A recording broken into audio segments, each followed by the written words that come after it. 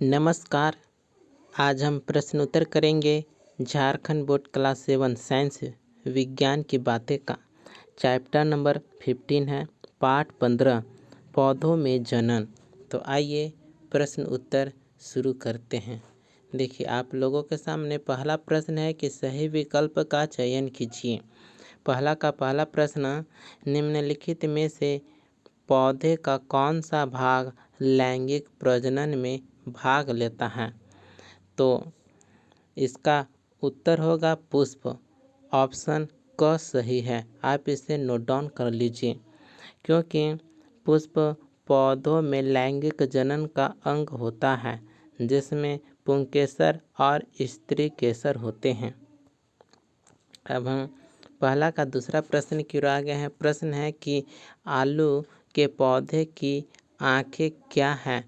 तो आंसर होगा तना। ऑप्शन ग सही होगा, क्योंकि आलू के आंखें वास्तव में उसकी तने की गांठों पर स्थित कली होती हैं, जिनसे नया पौधा उगता है। देखिए, पहला का तीसरा प्रश्न है कि ब्रायोफिल्म अपने जिस भाग द्वारा जनन करता है वह है पत्ती। ठीक है, आंसर होगा पत्ती।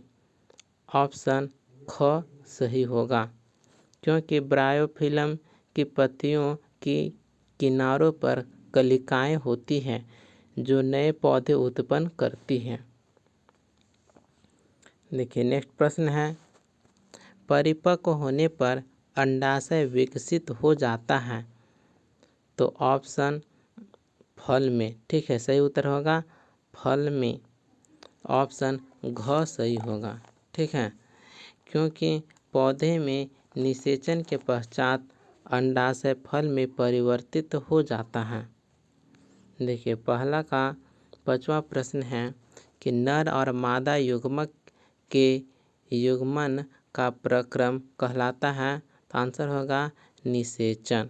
तो ऑप्शन क सही होगा, क्योंकि निषेचन वह प्रक्रिया है जिसमें नर युग्मक और मादा युग्मक मिलते हैं और एक युग्मनज यानी जायगोट बनाते हैं।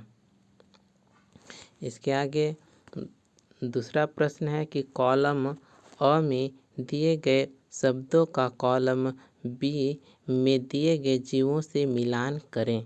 तो यहाँ पर हमने उत्तर लिख दिया हूँ, आप इसे नोट डाउन कर लीजिए। देखिए, एक साइड है कॉलम अ और दूसरे साइड है कॉलम ब।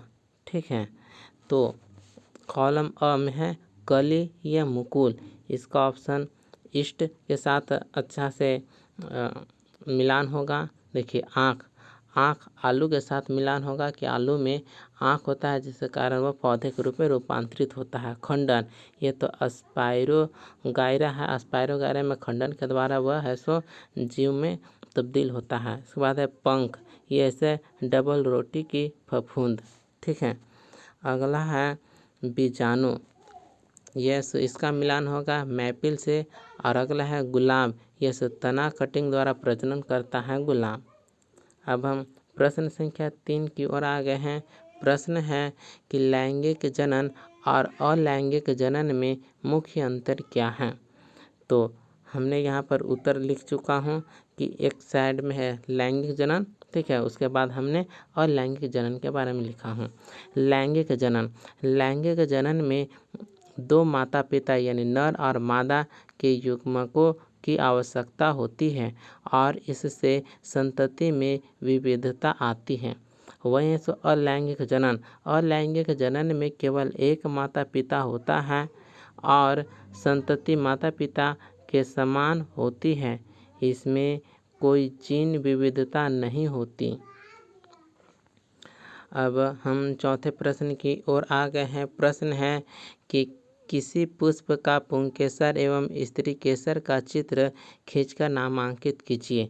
तो हम यहाँ पर एक है सो पुष्प का स्त्री केसर और पुंकेसर का चित्र है सो बना देंगे, जिसमें स्त्री केसर एक साइड में है पुंकेसर यानी स्टामेन में एंथर और फिलामेंट होगा, जबकि है सो स्त्री केसर कार्पेल में स्टिग्मा स्टाइल और ओवरी होगा। ठीक है, यहाँ पर आप देख सकते हैं कि मुख्य भाग में पुंकेसर जिसे कहेंगे स्टामेन का इसका भाग होगा, परागकोश एंथर तंतु यानी फिलामेंट। वहीं है सो स्त्री केसर कार्पेल में वर्तिकाग्र स्टिग्मा वर्तिका स्थान यानी स्टाइल अंडाशय ओवरी, ये सो मुख्य भाग हैं।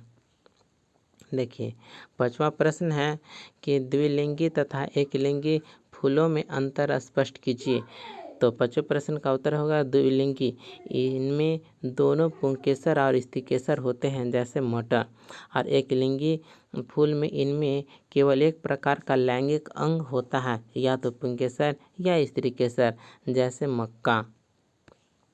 देखिए 6ठा प्रश्न है कि वायु द्वारा प्रसारित होने वाले बीज किस प्रकार के होते हैं। तो 6ठे प्रश्न का उत्तर होगा ऐसे बीज हल्के होते हैं, उनमें पंख या रोम जैसे संरचनाएं होती हैं जो उन्हें हवा में उड़ने में मदद करती हैं।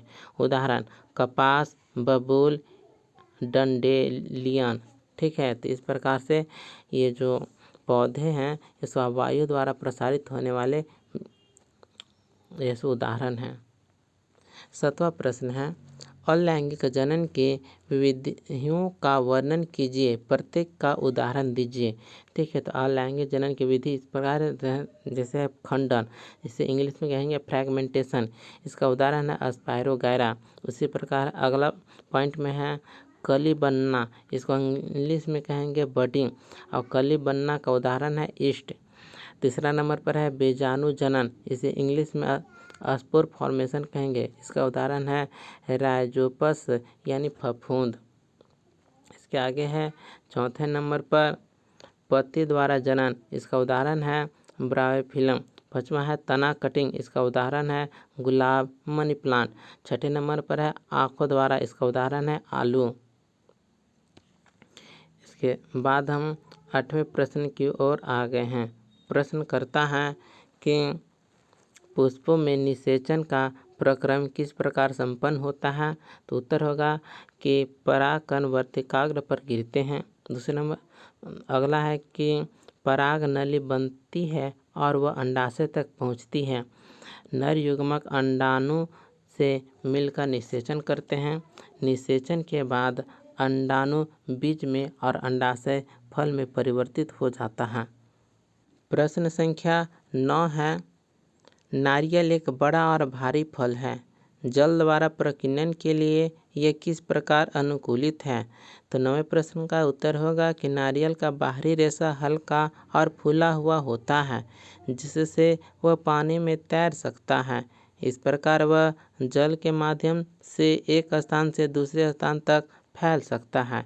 इसी प्रकार से चैप्टर नंबर 15 पौधों में जनन, इसका प्रश्नोत्तर यहीं पर कंप्लीट होता है। मिलते हैं अगले वीडियो में। धन्यवाद।